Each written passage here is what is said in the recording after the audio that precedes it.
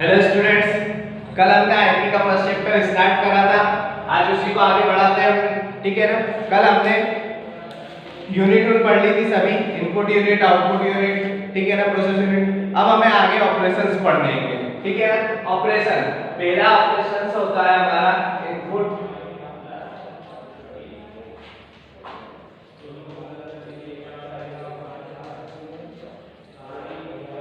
Operation. अब input operation क्या होता है, ठीक है ना। The process of entering data and instruction into the computer system is called input operation, ठीक है ना। जितने भी इंस्ट्रक्शन और जितना भी डाटा आप अपने कंप्यूटर को देते हैं, ठीक है ना, उसकी जो प्रोसेस होती है वो बोली जाती है इनपुट ऑपरेशन, ठीक है। किसी भी को काम को करवाने के लिए हमें पहले क्या करना पड़ता है, उसे ऑर्डर देना पड़ता है।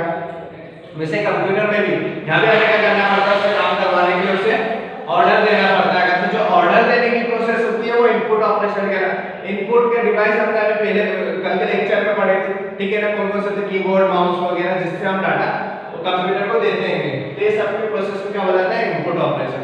नेक्स्ट हमने दिया है स्टोरेज ऑपरेशन।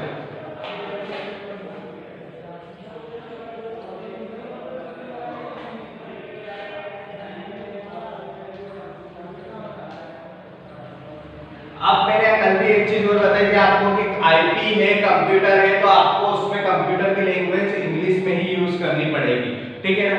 हाँ, कुछ वर्ड है आपको जब थ्योरी लिखोगे आप उसको, तो आप उसको हिंदी में लिख सकते हो, बट ये नाम वगैरह तो आपको उसमें कंप्यूटर में ही है, कंप्यूटर लैंग्वेज जो हमारी इंग्लिश है उसी में इसको यूज करना पड़ेगा, ठीक है ना। तो मैं इसका हिंदी ट्रांसलेट नहीं कर रहा हूँ। A computer can store within its electronic memory both the data to be processed and the program for processing.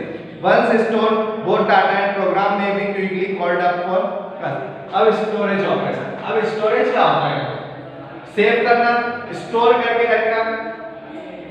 अब इसका ऑपरेशन क्या होता है, इसका ऑपरेशन ऐसा होता है ना कि आप जब डाटा इनपुट करते हो, जब आप डाटा उस कंप्यूटर को देते हो, तो वो सबसे पहले जब दोगे पहले उसको सेव करके रख लेगा, ठीक है ना। जब वो डाटा आपको देगा तब फिर वो जो सेव करा हुआ उसको वापस से रिस्टोर, मतलब ये हो सकते हैं क्या, जैसे आप लोगों को एग्जांपल देता हूं। आप कभी भी किसी चीज को सर्च करते हो गूगल इंजन में, ठीक है, आप गूगल पे कोई चीज सर्च करते हो तो नाम आता है आपका। जब आप वापस उस चीज को सर्च करने जाओगे, उसको सर्च ऑपरेशन दोगे तो आपके पूरा बैकअप आ जाता है कि आपने कल क्या सर्च करा था, परसों, या फिर आपने जितनी भी चीजें अभी तक सर्च करी वो सब उसको सेव हो जाती है, ठीक है ना। नाम सारे सेव कर लेता है कि आप क्या क्या सर्च करते हो वो सारे उसने आपने कहा स्टोरेज ऑपरेशन में सेव कर लिए। सेकंड, आपका जो रिजल्ट है, जैसे आपने कोई चीज सर्च करी उसका जो रिजल्ट आया है, ठीक है ना, तो आपकी स्क्रीन पर वो रिजल्ट भी बताने लग जाता है। तो ये क्या करता है, इनपुट और आउटपुट दोनों को स्टोर करके रखता है। नेक्स्ट आता है हमारा process operation. Process operation, process operation, the processing operation include arithmetic operation और logical operation compare like equal to, less than, greater than, etc on data is ordered to convert them into useful information of the final result. अब process operation, जो हमने उसे input दिया है, ठीक है ना, जो हमने उसे इनपुट दिया है उस डाटा को हमारे रिजल्ट के लिए प्रिपेयर करना ही प्रोसेस ऑपरेशन होता है, ठीक है ना। उस डाटा को हमारे रिजल्ट के अकॉर्डिंग प्रिपेयर करना है।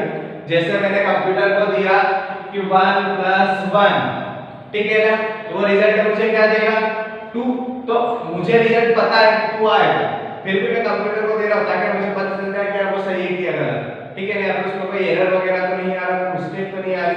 तो वैसे ही है, मैंने इनपुट क्या करा, 1 + 1, ठीक है ना, उसने क्या करा, स्टोरेज में ये ऑपरेशन को सेव कर लिया 1 + 1 को। अब वो क्या कर रहा है, इस चीज को प्रोसेस कर रहा है 1 + 1 को, ठीक है।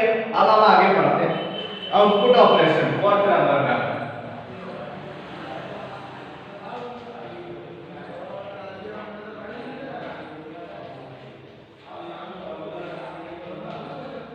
आउटपुट ऑपरेशन, रिजल्ट देने की प्रोसेस।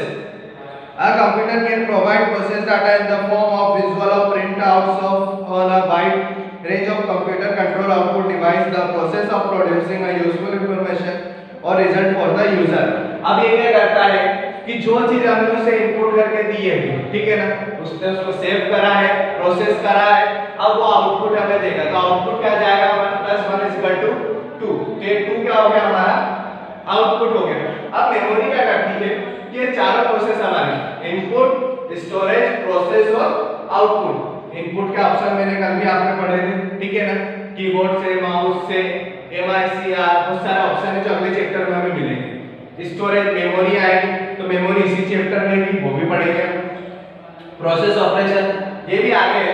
आउटपुट ऑपरेशन ये भी पूरे नाम मिल जाएंगे आपको, कितने तरह का आउटपुट ऑपरेशन होता है, जैसे प्रिंटर हुए, ठीक है ना, प्रिंटर के बाद में हम बोल सकते हैं यार स्पीकर हो गया, या फिर बहुत सारे स्पीकर, प्रिंटर, आपको अभी बहुत सारे प्रिंटर पढ़ना है, स्पीकर पढ़ना है, तो यहाँ हम ज्यादा फर्स्ट चैप्टर में डीपली नहीं जाएंगे। ये 4 पॉइंट हमारे हो गए, ठीक है ना। एक पॉइंट हमारा बचता है इसके बाद में कंट्रोल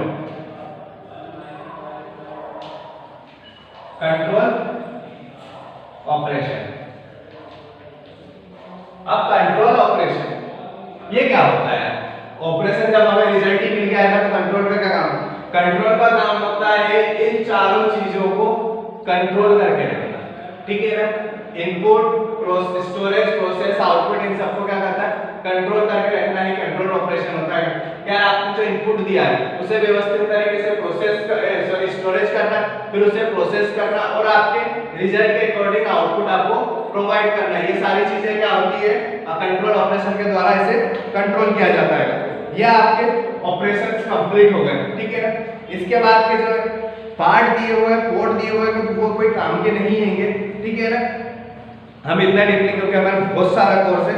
अब इसके बाद हमें मेमोरी पढ़ना है, तो मेमोरी का चैप्टर हम कल से स्टार्ट करें, ठीक है ना।